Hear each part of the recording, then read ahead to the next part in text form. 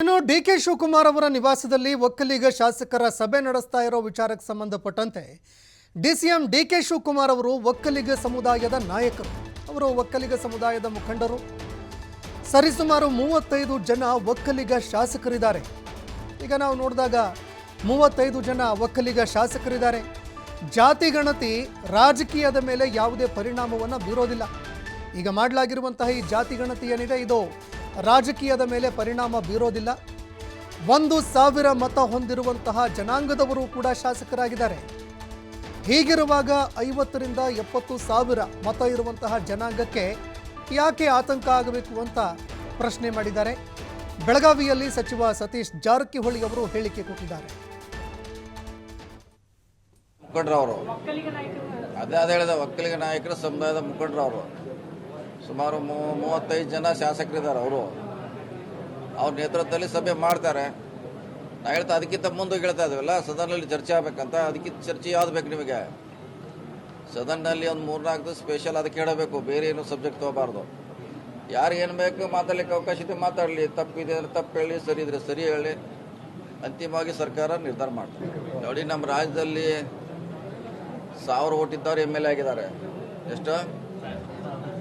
ಮತ್ತು ಆತಂಕ ಯಾಕೆ 70,000 50,000 ಇವರಿಗೆ? ಅದರಿಂದ ಏನು ರಾಜಕೀಯ ಬರೋಲ್ಲ. ಈಗ ನಮ್ಮ ವಿಶ್ವಾಸ ಇದ್ದವ್ರು ಎಷ್ಟು ಓಟ್ ಇದೆ ಅವ್ರದ್ದು? 2,000. ಡಿ ಸುಧಾಕರ್ ಅವ್ರು ಎಷ್ಟು ಓಟ್ ಇದ್ದಾರೆ? ಅವ್ರದ್ದು 2,000 ಇಲ್ಲ. ಸೊ ರಾಜಕೀಯ ಇದಕ್ಕೆ ಹೋಲಿಕೆ ಮಾಡೋಕ್ಕಾಗಲ್ಲ. ಆ ಸಮುದಾಯದ ಮುಖಂಡರವರು ಅದೇ ಹೇಳಿದ ಒಕ್ಕಲಿಗ ನಾಯಕರ ಸಮುದಾಯದ ಮುಖಂಡರವರು ಸುಮಾರು 35 ಜನ ಶಾಸಕರಿದ್ದಾರೆ. ಅವ್ರ ನೇತೃತ್ವದಲ್ಲಿ ಸಭೆ ಮಾಡ್ತಾರೆ. ನಾ ಹೇಳ್ತಾ ಅದಕ್ಕಿಂತ ಮುಂದೆ ಹೇಳ್ತಾ ಇದ್ದೀವಲ್ಲ, ಸದನ್ನಲ್ಲಿ ಚರ್ಚೆ ಆಗಬೇಕಂತ. ಅದಕ್ಕಿಂತ ಚರ್ಚೆ ಯಾವ್ದು ಬೇಕು ನಿಮಗೆ? ಸದನ್ನಲ್ಲಿ ಒಂದು 3-4 ದಿವಸ ಸ್ಪೆಷಲ್ ಅದಕ್ಕೆ ಹೇಳಬೇಕು, ಬೇರೆ ಏನು ಸಬ್ಜೆಕ್ಟ್ ತೊಗೋಬಾರ್ದು. ಇನ್ನು ಈ ಜಾತಿ ಗಣತಿಗೆ ಕಾಂಗ್ರೆಸ್ ಪಕ್ಷದಲ್ಲೇ ಪರ ವಿರೋಧದ ಚರ್ಚೆ ನಡೀತಾ ಇದೆ. ಜಾತಿ ಗಣತಿ ವರದಿ ಬಗ್ಗೆ ಸುದೀರ್ಘವಾಗಿ ಚರ್ಚೆ ಆಗಬೇಕು ಅಂತ ಸತೀಶ್ ಜಾರಕಿಹೊಳಿ ಅವರು ಆಗ್ರಹ ಮಾಡಿದ್ದಾರೆ. ಸಂಪುಟ ಅಧಿವೇಶನ, ಜನರ ಮಧ್ಯೆ ಇದೆಲ್ಲವೂ ಕೂಡ ಚರ್ಚೆಯಾಗಬೇಕು.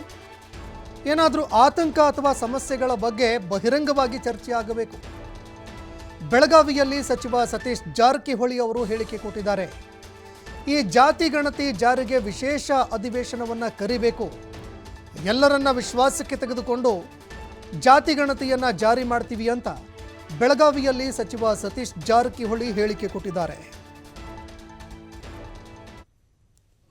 ಚರ್ಚೆ ಆಗಬೇಕು, ಫಸ್ಟು ಸುದೀರ್ಘ ಚರ್ಚೆ ಆಗಬೇಕು. ಕ್ಯಾಬಿನೆಟ್ನಲ್ಲಿ, ಸದನ್ನಲ್ಲಿ, ಪಬ್ಲಿಕ್ದಲ್ಲಿ. ಆಮ್ಯಾಗ ಅದು ಇಂಪ್ಲಿಮೆಂಟು ಮಾಡಲಿಕ್ಕೆ ಕ್ರಮ ಕೈಗೊಳ್ಳಿ. ಕಾಂಗ್ರೆಸ್ ಲೀಡರ್ಸ್ ಅದಕ್ಕೆ ಎಕ್ಸೆಪ್ಷನ್ ವ್ಯಕ್ತಪಡಿಸ್ತಾರೆ. ಈಗ ಯಾಕಂದ್ರೆ ಈಗ ನಾಗರಾಜ್ ಅವರು ಹೇಳ್ಯಾರ, ಒಂದ ಕಾಸ್ಟಲ್ಲಿ ಇದ್ದಿದ್ದು ಗ್ರೂಪ್ ಸರ್ ಈಗ ಬೇರೆ ಬೇರೆ ಕಾಸ್ಟ್ ಸ್ಪ್ಲಿಟ್ ಮಾಡಿಬಿಟ್ಟವ್ರಂತ. ಅದರಲ್ಲಿ ಅದನ್ನೇ ಹೇಳಿದ್ರಲ್ಲ, ಸದನಲ್ಲಿ ಚರ್ಚೆ ಆಗ್ಬೇಕಾದ್ರೆ ಅದಕ್ಕೆ ಹೇಳಿದ್ರು. ಯಾರ್ದು ಆತಂಕ ಇದೆ, ಸಮಸ್ಯೆ ಇದೆ, ಚರ್ಚೆ ಬಹಿರಂಗವಾಗಿ ಆಗಬೇಕು, ರಾಜ್ಯಕ್ಕೆ ಕೂಡ ಗೊತ್ತಾಗಬೇಕು.